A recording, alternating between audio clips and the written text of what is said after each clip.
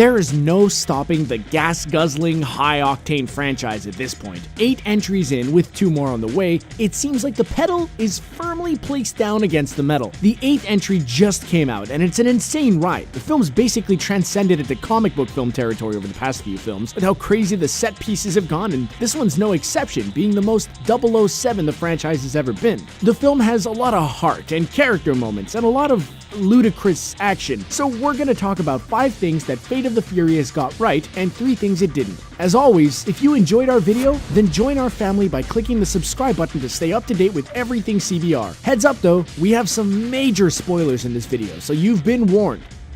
Well, that's the wind-up and the pitch. Dominic Toretto becomes a villain. How do you get fans to come to your film franchise 8 entries in? You shake up the establishment in a big way, of course, and Fate of the Furious did it in a big way. As you might already know thanks to the trailers, our family's patriarch, Dom Toretto, has gone rogue, trading in his family to join a criminal organization hell-bent on doing some pretty terrible things. We're not talking about a local drug lord or a wannabe gangster. This time, things go nuclear. Decked out in full body armor, a heavy-duty riot shield straight out of Call of Duty, and an intimidating mask, Toretto isn't afraid to take an industrial chainsaw to a bulletproof limo in order to get nuclear launch codes. It's a great twist to see Dom go full criminal again. He's always been larger than life and a character to look up to, acting as a surrogate brother to Brian O'Connor, loving brother to Mia, and a longtime romantic interest to Letty. To see him cast all that aside is drastic, and once you find out why he's doing all these terrible things, you'll totally buy into this new Dominic. Huge stakes. You want to catch wolves, you need wolves. Let's go hunting. The stakes are up in this film, and we don't just mean the threat of World War III. This film was the most James Bond the Fast and Furious films have ever been. Charlize Theron's Cypher is a terrifying villain who wants to unleash a new style of dominance onto world governments, and it's up to our team, led by Dwayne Johnson's Hobbs, to stop them. Which one of these things is $1? It says something about...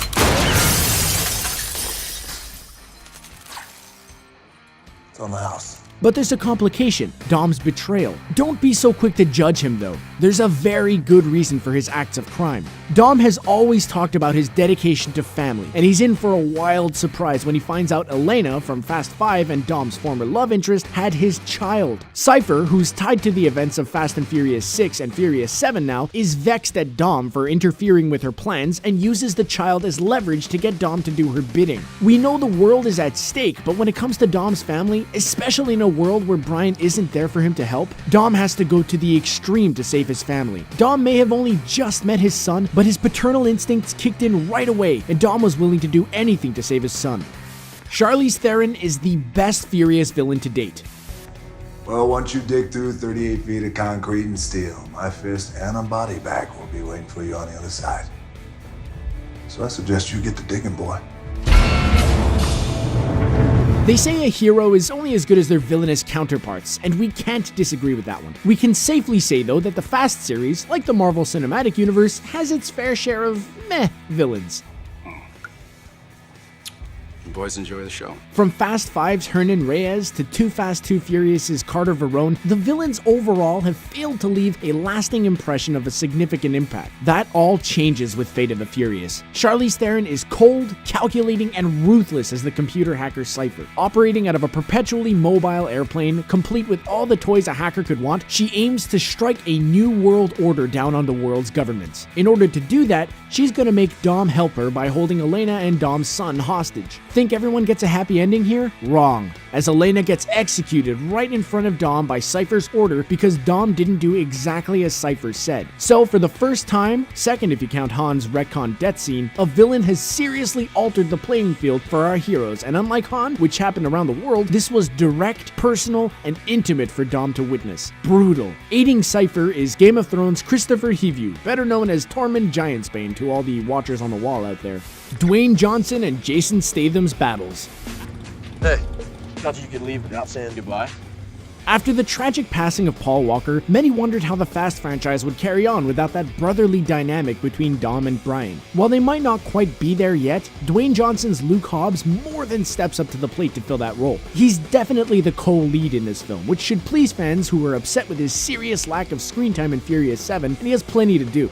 Woman, I am the cavalry. In fact, a lot of what he does in this film is with Furious 7 villain Deckard Shaw, played by Jason Statham. These two characters, yeah, they do not like each other. Shaw put Hobbs in the hospital in 7 after all, and Hobbs is not in the forgiving mood. But instead of a physical beatdown, we get a different kind of battle between these two. The two characters engage in some hilarious, outrageous, and flat-out entertaining verbal spats with each other, resorting to childish bickering, name-calling, and very colorful and clever insults. And they don't put the brakes on either. It's a relentless barrage, and it's honestly one of the most entertaining parts of the film, as every moment was comedic gold.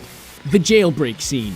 We've all seen the submarine images and clips on the internet by now. It's a huge part of the marketing campaign for the film, and while it certainly is a pretty bonkers scene, it's not the best action scene in the film. That honor would go to the jailbreak scene in the first act of the film. After working a not-so-legal job with the gang, Dom betrays the gang, and Luke Hobbs is ultimately arrested for the act. Conveniently though, the cell across from his is occupied by Deckard Shaw, and it's only a matter of time, well minutes actually, before mayhem ensues and a full-out jailbreak is in motion. Statham's athleticism shines here, spinning and flipping over guards and inmates, while Dwayne Johnson's Herculean stature literally bounces bullets off like they were rubber, which only angers the people's champion even more. Unlike most action scenes, this scene plays out almost like a music video. It's not set to Brian Tyler's score, but instead set to the song Speaker Box, which is featured in the first trailer for the film. It creates a different feel for the scene, and we have to wonder if Straight Outta Compton director F. Gary F. Gray had something to do with that, as he's in command for this film. Either way, it's an adrenaline ride, and one of the most memorable scenes in the film. And now for the stuff it got wrong. Zombie car scene. I don't know, it just doesn't feel like home.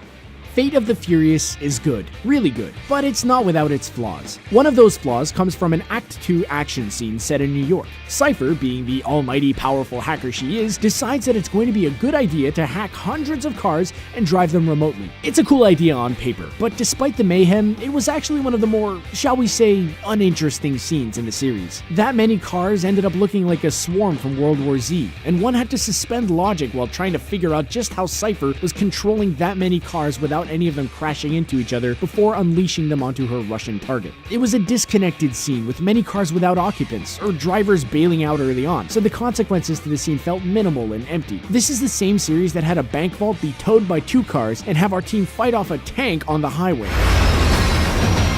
They got a tank. I'm sorry. Did somebody just say a tank?